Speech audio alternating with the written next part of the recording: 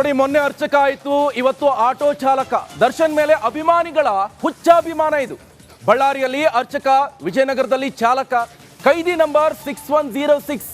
ಆರೋಪಿಯಷ್ಟೇ, ಅಪರಾಧಿ ಅಲ್ಲ ಅಂತ ಆಟೋ ಹಿಂಬದಿಯಲ್ಲಿ ಬರೆದುಕೊಂಡಿದ್ದಾನೆ ಚಾಲಕ. ಆಟೋ ಚಾಲಕನ ಅಭಿಮಾನಕ್ಕೆ ಹಿರಿಜೀವಗಳು ಆಕ್ರೋಶವನ್ನು ವ್ಯಕ್ತಪಡಿಸ್ತಾ ಇದ್ದಾರೆ. ನೀಟಾಗಿ ಆಟೋ ಚಾಲನೆ ಮಾಡಿ ದುಡ್ಕೊಂಡು ಸಂಸಾರ ನಡೆಸೋದು ಬಿಟ್ಕೊಂಡು ಒಬ್ಬ ಕೊಲೆ ಆರೋಪಿಯ ಕೈದಿ ನಂಬರ್ ಹಾಕೊಂಡು ಆಟೋ ಚಾಲನೆ ಮಾಡ್ತಾ ಇದ್ದಾರೆ ಅಂತ ಹೇಳಿದ್ರೆ ಈತನ ಮಕ್ಕಳಿಗೆ, ಈತನ ಮರಿ ಮಕ್ಕಳಿಗೆ ಏನ್ ಸಂದೇಶ ಕೊಡ್ತಾನೆ ಈ ಆಟೋ ಚಾಲಕ ಅಂತ. ಒಬ್ಬ ಕೊಲೆ ಆರೋಪಿ ರೀ ಇವನು. ಕೊಲೆ ಆರೋಪಿ ಕೈದಿ ನಂಬರ್ ಹಾಕೊಂಡು ಆಟೋ ಮೇಲೆ ಹಾಕೊಂಡು ಓಡಿಸ್ತಾನಂತ ಹೇಳಿದ್ರೆ ಏನ್ ಸಂದೇಶ ಕೊಡ್ತಾರೆ? ಈ ಒಂದು ನಟನ ಬಗ್ಗೆ ಅಭಿಮಾನ ಇರಬೇಕು, ಅಭಿಮಾನ ಎಲ್ಲರ ಮೇಲೂ ಇರಬೇಕು. ನಾವೇನು ಅಭಿಮಾನ ಇರಬಾರ್ದಂತ ಹೇಳ್ತಾ ಇಲ್ಲ, ಆದ್ರೆ ಅಂಧಾಭಿಮಾನ ಇರಬಾರ್ದು.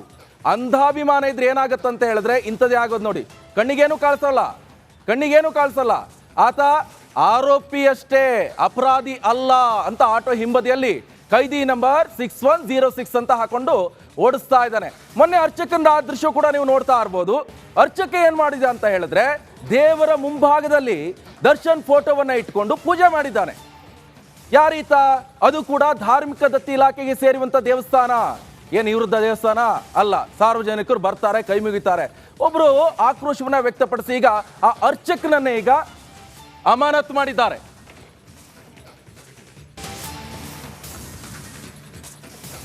ನೋಡಿ, ಮೊನ್ನೆ ಅರ್ಚಕ ಆಯಿತು, ಇವತ್ತು ಆಟೋ ಚಾಲಕ. ದರ್ಶನ್ ಮೇಲೆ ಅಭಿಮಾನಿಗಳ ಹುಚ್ಚಾಭಿಮಾನ ಇದು. ಬಳ್ಳಾರಿಯಲ್ಲಿ ಅರ್ಚಕ, ವಿಜಯನಗರದಲ್ಲಿ ಚಾಲಕ. ಕೈದಿ ನಂಬರ್ 6106. ಆರೋಪಿಯಷ್ಟೇ, ಅಪರಾಧಿ ಅಲ್ಲ ಅಂತ ಆಟೋ ಹಿಂಬದಿಯಲ್ಲಿ ಬರೆದುಕೊಂಡಿದ್ದಾನೆ ಚಾಲಕ. ಆಟೋ ಚಾಲಕನ ಅಭಿಮಾನಕ್ಕೆ ಹಿರಿಜೀವಗಳು ಆಕ್ರೋಶವನ್ನು ವ್ಯಕ್ತಪಡಿಸ್ತಾ ಇದ್ದಾರೆ. ನೀಟಾಗಿ ಆಟೋ ಚಾಲನೆ ಮಾಡಿ ದುಡ್ಕೊಂಡು ಸಂಸಾರ ನಡೆಸೋದು ಬಿಟ್ಕೊಂಡು ಒಬ್ಬ ಕೊಲೆ ಆರೋಪಿಯ ಕೈದಿ ನಂಬರ್ ಹಾಕೊಂಡು ಆಟೋ ಚಾಲನೆ ಮಾಡ್ತಾ ಇದ್ದಾರೆ ಅಂತ ಹೇಳಿದ್ರೆ ಈತನ ಮಕ್ಕಳಿಗೆ, ಈತನ ಮರಿ ಮಕ್ಕಳಿಗೆ ಏನ್ ಸಂದೇಶ ಕೊಡ್ತಾನೆ ಈ ಆಟೋ ಚಾಲಕ ಅಂತ. ಒಬ್ಬ ಕೊಲೆ ಆರೋಪಿ ರೀ ಇವನು. ಕೊಲೆ ಆರೋಪಿ ಕೈದಿ ನಂಬರ್ ಹಾಕೊಂಡು ಆಟೋ ಮೇಲೆ ಹಾಕೊಂಡು ಓಡಿಸ್ತಾನಂತ ಹೇಳಿದ್ರೆ ಏನ್ ಸಂದೇಶ ಕೊಡ್ತಾರೆ? ಈ ಒಂದು ನಟನ ಬಗ್ಗೆ ಅಭಿಮಾನ ಇರಬೇಕು, ಅಭಿಮಾನ ಎಲ್ಲರ ಮೇಲೂ ಇರಬೇಕು. ನಾವೇನು ಅಭಿಮಾನ ಇರಬಾರ್ದಂತ ಹೇಳ್ತಾ ಇಲ್ಲ, ಆದ್ರೆ ಅಂಧಾಭಿಮಾನ ಇರಬಾರ್ದು. ಅಂಧಾಭಿಮಾನ ಇದ್ರೆ ಏನಾಗತ್ತಂತ ಹೇಳಿದ್ರೆ ಇಂಥದ್ದೇ ಆಗೋದು ನೋಡಿ. ಕಣ್ಣಿಗೇನು ಕಾಣಿಸಲ್ಲ.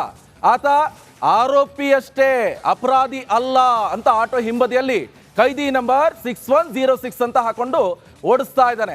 ಮೊನ್ನೆ ಅರ್ಚಕನ ದೃಶ್ಯ ಕೂಡ ನೀವು ನೋಡ್ತಾ ಇರ್ಬೋದು.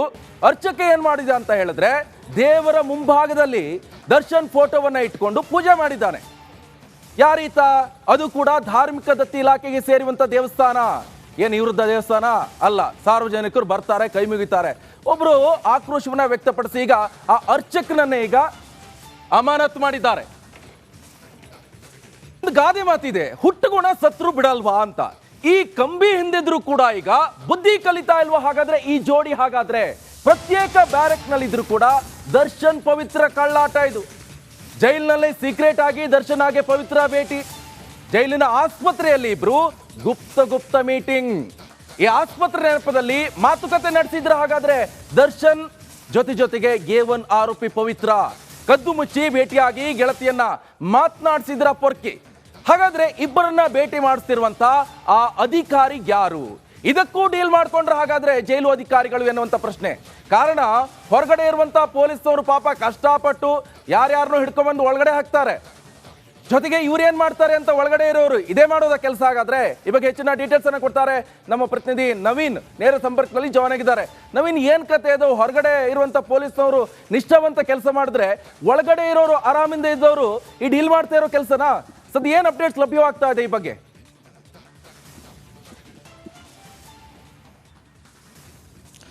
ನಿಕೇಶ್, ನೀವು ಹೇಳಿದ ಹಾಗೆ ಪರಪ್ನಾಗ್ರಹಾರ ಜೈಲಿನಲ್ಲಿ ದರ್ಶನ್ ಒಳಗಡೆ ಹೋದ 1 ತಿಂಗಳವರೆಗೆ ಎಲ್ಲರೂ ಕೂಡ ಸರಿಯಾಗಿ ಇದ್ರು. ಅಂದರೆ ಒಳಗಡೆ ಇರುವಂಥ ಸಿಬ್ಬಂದಿಗಳು ಒಂದಷ್ಟು ಸರಿಯಾಗಿ ಇದ್ರು. ಆದರೆ ಈಗ ಇತ್ತೀಚಿನ ಬೆಳವಣಿಗೆಗಳನ್ನು ನೋಡ್ತಾ ಇದ್ರೆ ದರ್ಶನ್ ವಿಚಾರದಲ್ಲಿ ಅಧಿಕಾರಿಗಳ ಕಳ್ಳಾಟ ಪ್ರಾರಂಭ ಆಗಿರೋದು ಪಕ್ಕಾ ಅಂತ ಹೇಳಲಾಗ್ತಿದೆ. ಯಾಕಂತ ಹೇಳಿದ್ರೆ ಏನು ಈ ಒಂದು ವಾರದಲ್ಲಿ ದರ್ಶನ್ ಭೇಟಿ ಆಗೋದಕ್ಕೆ ಜೈಲು ಆಸ್ಪತ್ರೆಯ ಬಳಿ ಏನು ಇಬ್ಬರು ಕೂಡ ಪವಿತ್ರ ಗೌಡ ಮತ್ತು ದರ್ಶನ್ ಇಬ್ಬರು ಆರೋಗ್ಯದ ನೆಪ ಹೇಳಿ ಇಬ್ಬರು ಕೂಡ ಜೈಲಿನ ಆಸ್ಪತ್ರೆ ಬಳಿ ಬಂದಿದ್ರು. ಅದಾದ ಬಳಿಕ ಇಬ್ಬರು ಕೂಡ ಭೇಟಿಯಾಗಿದ್ದಾರೆ. ಆದರೆ ಇಲ್ಲಿ ಈಗ ಈ ಒಂದು ರೇಣುಕಾಸ್ವಾಮಿ ಕೊಲೆ ಪ್ರಕರಣದಲ್ಲಿ ಏನು ಪೊಲೀಸರು ಈ ಒಂದು ಪ್ರಕರಣಕ್ಕೆ ಈಗಾಗಲೇ ಇನ್ನೂ ಕೂಡ ಚಾರ್ಜ್ ಶೀಟ್ ಸಲ್ಲಿಕೆ ಆಗಬೇಕಾಗಿದೆ. ಆದರೆ ಏನು ಜೈಲಿನ ಒಳಗಡೆ ಹೋದ ನಂತರವೂ ಕೂಡ ಹೊರಗಡೆ ಪೊಲೀಸರು ಇಷ್ಟೊಂದು ನಿಷ್ಠಾವಂತರಾಗಿ ಈ ಒಂದು ಪ್ರಕರಣದಲ್ಲಿ ಸಾಕಷ್ಟು ಸತ್ಯಾಸತ್ಯತೆಗಳನ್ನು ಮತ್ತು ಏನು ಆರೋಪಿಗಳನ್ನೆಲ್ಲರನ್ನೂ ಕೂಡ ಜೈಲಿಗೆ ಕಳಿಸುವಂಥ ಒಂದಷ್ಟು ಕೆಲಸವನ್ನು ಮಾಡಿದ್ದಾರೆ. ಆದರೆ ಜೈಲಿಗೆ ಒಳಗಡೆ ಇರುವಂತಹ ಏನು ಸಿಬ್ಬಂದಿಗಳೇನಿದ್ದಾರೆ ಇವರ ಒಂದು ಈ ಕಳ್ಳಾಟ ಏನಿದೆ, ಪರಪ್ಪನ ಅಗ್ರಹಾರ ಜೈಲು ಈ ಹಿಂದೆಯೂ ಕೂಡ ಇಲ್ಲಿ ಒಳಗಡೆ ನಡೆಯುವಂಥದ್ದು ಏನು ಕೂಡ ಯಾರು ಕೂಡ ಮುಚ್ಚಿಡುವಂಥ ಪ್ರಶ್ನೆ ಅಲ್ಲ. ಇಲ್ಲಿ ಎಲ್ಲವೂ ಕೂಡ ಹಣ ಕೊಟ್ಟರೆ ಪ್ರತಿಯೊಂದು ಸಿಗುತ್ತೆ. ಆದರೆ ಈ ಒಂದು ಜೈಲಿನ ಆಸ್ಪತ್ರೆ ಏನಿದೆ ಇಲ್ಲಿ ಒಳಗಡೆ ಯಾರನ್ನ ಭೇಟಿ ಮಾಡಬೇಕಾದ್ರೂ ಇಲ್ಲಿ CCTV ಕಣ್ಗಾವಲು ಕಡಿಮೆ ಇರುತ್ತೆ. ಜೊತೆಗೆ ಆಸ್ಪತ್ರೆ ಒಳಗಡೆ ಹೋದ ನಂತರ ಅವ್ರನ್ನ ಅಲ್ಲಿ ಟ್ರೀಟ್ಮೆಂಟ್ಗೆ ಏನು ಅಂತ ಒಳಪಡಿಸ್ತಾರೆ. ಈ ಒಂದು ಸಂದರ್ಭದಲ್ಲಿ ಯಾರು ಕೂಡ ಭೇಟಿ ಆಗ್ಬೋದು ಅನ್ನೋ ನಿಟ್ಟಿನಲ್ಲಿ ಇವರಿಬ್ಬರನ್ನು ಕೂಡ ಪ್ರತ್ಯೇಕವಾಗಿ ಜೈಲಿನ ಒಬ್ಬರ ಸಿಬ್ಬಂದಿಯೇ ಅವ್ರನ್ನ ಖುದ್ದಾಗಿ ಅಂದರೆ ಏನು ಕೆಳ ಹಂತದ ಸಿಬ್ಬಂದಿಗಳನ್ನ ಇವ್ರನ್ನ ಕರ್ಕೊಂಡೋಗಿ ಭೇಟಿ ಮಾಡಿಸೋದಕ್ಕೆ ಸಾಧ್ಯ ಇಲ್ಲ. ಆದರೆ ಮೇಲ್ ಹಂತದ ಒಬ್ಬರು ಅಂದರೆ ಅಧಿಕಾರಿ ಒಬ್ಬರು ಇವ್ರನ್ನ ಭೇಟಿ ಮಾಡಿಸಿದ್ದಾರೆ ಅನ್ನೋದು ರಿಪಬ್ಲಿಕ್ ಕನ್ನಡಕ್ಕೆ ಎಕ್ಸ್ಕ್ಲೂಸಿವ್ ಆಗಿ ಒಂದಷ್ಟು ಮಾಹಿತಿ ಗೊತ್ತಾಗಿದೆ. ಜೊತೆಗೆ ಇಲ್ಲಿ ಇಬ್ಬರು ಕೂಡ ಭೇಟಿಯಾಗಿ ಈ ಒಂದು ಪ್ರಕರಣದಲ್ಲಿ ಏನು ಈಗ 46 ದಿನ ಪರಪ್ಪನ ಅಗ್ರಹಾರ ಜೈಲಿನಲ್ಲಿ ಏನು ದರ್ಶನ್ ಕಳೆದ್ರೆ 50ಕ್ಕೂ ಹೆಚ್ಚು ದಿನ ಪವಿತ್ರ ಗೌಡ ಜೈಲಿನಲ್ಲಿ ಇರುವಂಥದ್ದು. ಇಬ್ಬರು ಕೂಡ ಈ ಒಂದು ಪ್ರಕರಣದಲ್ಲಿ ಒಂದಷ್ಟು ಚರ್ಚೆಯನ್ನ ನಡೆಸಿ ಮಾತುಕತೆಯನ್ನು ನಡೆಸಿದ್ರೆ ಅನ್ನೋ ಮಾಹಿತಿ ಗೊತ್ತಾಗಿದೆ. ಜೊತೆಗೆ ಇದನ್ನ ಎಲ್ಲಿಯೂ ಕೂಡ ಲೀಕ್ ಆಗದಂತೆ ಜೈಲಿನ ಅಧಿಕಾರಿಗಳು ಕೂಡ ನೋಡ್ಕೊಂಡಿದ್ರು. ಆ ಒಂದು ಸಂದರ್ಭದಲ್ಲಿ ಅಕ್ಕಪಕ್ಕದಲ್ಲಿರುವ ಸಿಬ್ಬಂದಿಗಳನ್ನು ಕೂಡ ಏನು ಅಲ್ಲಿ ಯಾರು ಇರ್ತಾ ಇದ್ರು ಅವ್ರನ್ನೂ ಕೂಡ ಪಕ್ಕಕ್ಕೆ ಕಳಿಸಿದ್ರ ಅನ್ನೋ ಮಾಹಿತಿ ಕೂಡ ಗೊತ್ತಾಗಿದೆ. ಜೊತೆಗೆ ಇದನ್ನ ಗುಪ್ತಾಗಿ ಮೀಟ್ ಮಾಡಿಸಿ ಅವರಿಬ್ಬರಿಗೂ ಕೂಡ ಸಸ್ಪೆನ್ಸ್ ಆಗಿ ಇಡುವಂದಷ್ಟು ಕೆಲಸವನ್ನ ಖುದ್ದು ಜೈಲಿನ ಕೆಲವು ಅಧಿಕಾರಿಗಳು ನೋಡ್ಕೊಂಡಿದ್ದಾರೆ ಅನ್ನೋ ಮಾಹಿತಿ ರಿಪಬ್ಲಿಕ್ ಕನ್ನಡಕ್ಕೆ ಗೊತ್ತಾಗಿರುವಂತದ್ದು. Nikesh, okay, thank you Naveen ನಿಮ್ಮೆಲ್ಲ ಮಾಹಿತಿಗೆ. ನಮಸ್ಕಾರ, ಕರ್ನಾಟಕ ಪ್ರೈಮ್ ಟೈಮ್ಗೆ ಸ್ವಾಗತ. ನಾನು ಜಯಪ್ರಕಾಶ್ ಶೆಟ್ಟಿ. ಇಡೀ ಕರುನಾಡು ಇವತ್ತು ರೆಬೆಲ್ ಆಗಿ ನಿಂತಿದೆ. ಈ ಹಗರಣಗಳನ್ನು ಸದನದಲ್ಲಿ ಪ್ರಸ್ತಾಪ ಮಾಡಲು ಕೂಡ ಕಾಂಗ್ರೆಸ್ ಹಿಂದೇಟು ಹಾಕಿದ್ದೇಕೆ? ನಿಮ್ಗೆ ಸಂಬಳ ಅದಕ್ಕೆ, ನಿಮಗೆ ವಾಹನ ಅದಕ್ಕೆ, ನಿಮಗೆ ವೆಪನ್ ಅದಕ್ಕೆ, ನೀವು ಅದನ್ನು ಸೆರೆ ಹಿಡಬೇಕಾಗಿತ್ತು. ನೀವು ವಿದ್ಯುತ್ ಬರ ಇದೆ ಅಂತ ಹೇಳ್ತಾ ಇದ್ದೀರಿ, ಎಲ್ಲಿ ಬರ ಇದೆ ನೀವು ಹೇಳಬೇಕು. ಪಾಕಿಸ್ತಾನ್ ಆಕ್ಯುಪೈಡ್ ಕಾಶ್ಮೀರ್ ಅದು ಎಂದೆಂದಿಗೂ ನಮ್ಮದು. 40 ಮೆಷಿನ್ಗಳು ತಂದಿತ್ತು ನೋಟ್ ಎಣಿಸುವುದಕ್ಕೆ, ಅದೇ ಹಾಳಾಯಿತು. ಮಥುರಾದ ಗಲಾಟೆ ಇದೆಯಲ್ಲ, ಅದು ಸ್ಥಳೀಯವಾಗಿ ಕೂತು ಪರಿಹರಿಸಬಹುದಾದಂಥ ಕಾನೂನಿದೆ. ಗ್ಯಾರಂಟಿ ಯೋಜನೆಯಿಂದ ನಷ್ಟ ಆಗಿದೆ, ಲಾಭ ಆಗಿದೆ, ದಯವಿಟ್ಟು ಹೇಳಿ. Dawood Ibrahim most wanted criminal ಯಾವಾಗಾದ ಅಂದರೆ ಇಲ್ಲಿ ತನಕ ಭಾರತ ದೇಶದಲ್ಲಿ ಓರ್ವ ದಲಿತ ಪ್ರಧಾನಿ ಆದಂಥ ಇತಿಹಾಸವೇ ಇಲ್ಲ. ರಿಪಬ್ಲಿಕ್ ವರ್ಲ್ಡ್ ಆಪ್ ಇದು ಕೇವಲ ಅಪ್ಲಿಕೇಶನ್ ಅಲ್ಲ, ಸಮಗ್ರ ಸುದ್ದಿಗಳ ಸಂಪರ್ಕ ಮಾರ್ಗಕ್ಕೆ ಕ್ರಾಂತಿಕಾರಿ ಬದಲಾವಣೆ. ರಿಪಬ್ಲಿಕ್ ವರ್ಲ್ಡ್ ಆಪ್ ಕೇವಲ ಸುದ್ದಿ ಅಪ್ಲಿಕೇಶನ್ ಅನ್ನ ಪರಿಚಯ ಮಾಡ್ತಾ ಇಲ್ಲ, ಬದಲಾಗಿ ಡಿಜಿಟಲ್ ಸುದ್ದಿ ಬಳಕೆಯ ಹೊಸ ಯುಗಕ್ಕೆ ನಾಂದಿ ಹಾಡ್ತಾ ಇದೆ. ಇದೊಂದು ಬ್ರೇಕಿಂಗ್ ನ್ಯೂಸ್, ಪ್ರಭಾವಶಾಲಿ ಕಾರ್ಯಕ್ರಮಗಳಿಗೆ ಗಟ್ಟಿಯಾದ ವೇದಿಕೆ. ರಿಪಬ್ಲಿಕ್ ವರ್ಲ್ಡ್ ಅಪ್ಲಿಕೇಶನ್ ಈಗ ಲೈವ್ ಆಗಿದೆ. ಗೂಗಲ್ ಪ್ಲೇ ಸ್ಟೋರ್ ಮತ್ತು ಆಪಲ್ ಆಪ್ ಸ್ಟೋರ್ ಎರಡರಲ್ಲೂ ಲಭ್ಯವಿದೆ.